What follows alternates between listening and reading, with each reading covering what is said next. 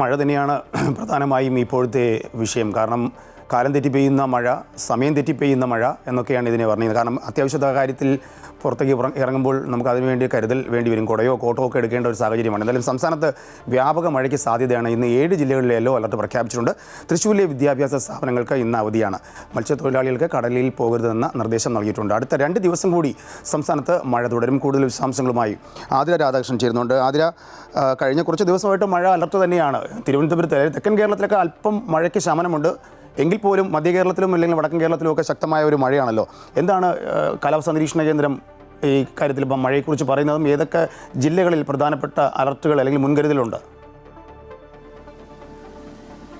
രാജേഷ്, കഴിഞ്ഞ കുറച്ച് ദിവസങ്ങളായിട്ട് സംസ്ഥാനത്ത് മഴ തുടരുകയാണ്. ഏതായാലും അടുത്ത 2 ദിവസം കൂടി അതുപോലെ തന്നെ വ്യാപകമായ മഴ തുടരുമെന്നാണ് കാലാവസ്ഥാ വകുപ്പ് നിലവിൽ നൽകുന്ന മുന്നറിയിപ്പ്.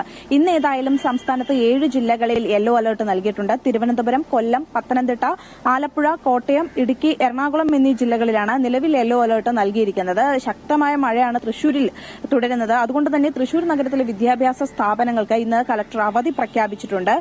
എല്ലാ വിദ്യാഭ്യാസ സ്ഥാപനങ്ങൾക്കും ഇന്ന് അവധിയാണ്. പക്ഷേ പ്രത്യേകം മുൻകൂട്ടി നിശ്ചയിച്ച പരീക്ഷകൾക്ക് ഏതായാലും മാറ്റമില്ല. ആ പരീക്ഷകളൊക്കെ തന്നെ മുൻകൂട്ടി നിശ്ചയിച്ച രീതിയിൽ തന്നെ നടക്കുമെന്നുള്ളതാണ്. അതുപോലെ തന്നെ ഈ കള്ളക്കടൽ പ്രതിഭാസത്തിനൊക്കെ സാധ്യതയുള്ളതിനാൽ ഈ തീരദേശവാസികൾ ജാഗ്രത പാലിക്കണമെന്ന നിർദ്ദേശവും ഒപ്പം മത്സ്യബന്ധനത്തിന് വിലക്കും ഏർപ്പെടുത്തിയിട്ടുണ്ട്. ഇടിമിന്നൽ ജാഗ്രതാ നിർദ്ദേശമാണ് നൽകിയിരിക്കുന്നത്. ഈ മഴയുടെ തുടക്ക സമയം മുതൽ തന്നെ ഇടിമിന്നലേറ്റ് മരണപ്പെടുന്ന, ജീവഹാനി വരെ ഉണ്ടാകുന്ന സാഹചര്യമൊക്കെ ഉണ്ടായിരുന്നു. അതുകൊണ്ട് തന്നെ ഇടിമിന്നലോടുകൂടിയ മഴയ്ക്കുള്ള സാധ്യതയാണ് പ്രഖ്യാപിച്ചിരിക്കുന്നത്. പൊതുജനങ്ങൾ അതുകൊണ്ട് തുറസായ സ്ഥലങ്ങളിൽ നിൽക്കുകയോ മരച്ചുവട്ടിൽ നിൽക്കുകയോ ഒന്നും ചെയ്യരുതെന്ന നിർദ്ദേശമൊക്കെ തന്നെ കാലാവസ്ഥാ വകുപ്പ് നൽകിയിട്ടുണ്ട്. മണിക്കൂറിൽ ഏകദേശം 110 മില്ലിമീറ്റർ വരെ മഴ ലഭിക്കാനുള്ള സാധ്യതയാണ് നിലവിൽ കണക്കാക്കപ്പെടുന്നത്. ഈ യെല്ലോ അലർട്ട് പ്രഖ്യാപിച്ചിട്ടുള്ള ജില്ലകളിലൊക്കെ തന്നെ ഇത്തരത്തിൽ മണിക്കൂറിൽ ഏകദേശം 110 മില്ലിമീറ്റർ വരെ മഴ ലഭിക്കുമെന്നാണ് കാലാവസ്ഥാ വകുപ്പ് നൽകുന്ന മുന്നറിയിപ്പ്.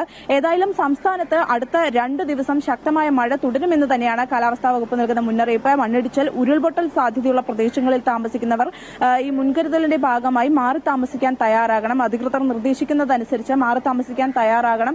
പറ്റുകയാണെങ്കിൽ പകൽ സമയത്ത് തന്നെ മാറി താമസിക്കാൻ തയ്യാറാകണം എന്ന നിർദ്ദേശമൊക്കെ തന്നെ കാലാവസ്ഥാ വകുപ്പ് നിലവിൽ മുന്നോട്ട് വെച്ചിട്ടുണ്ട്. ഏതായാലും അടുത്ത 2 ദിവസം മഴ തുടരും. അതുകൊണ്ട് തന്നെ പൊതുജനങ്ങളൊക്കെ തന്നെ ജാഗ്രതയോടുകൂടി ഇരിക്കുക എന്ന മുന്നറിയിപ്പാണ് കാലാവസ്ഥാ വകുപ്പ് നൽകുന്നത്. ആതിര, ഈ പൊതുവായ ഒരു ജാഗ്രതാ നിർദ്ദേശത്തിനപ്പുറത്തേക്ക് ഏതെങ്കിലും പ്രത്യേക സ്ഥലങ്ങളിൽ എന്തെങ്കിലും നിർദ്ദേശം നൽകിയിട്ടുണ്ടോ? നേരത്തെ ആതിര സൂചിപ്പിച്ചതുപോലെ മലയോര മേഖലകളിൽ മണ്ണിടിച്ചിൽ സാധ്യത കഴിഞ്ഞ ദിവസം നമ്മൾ കണ്ടതാണ്, ഒരു ജീവൻ പൊലിഞ്ഞ ഒരു സാഹചര്യം.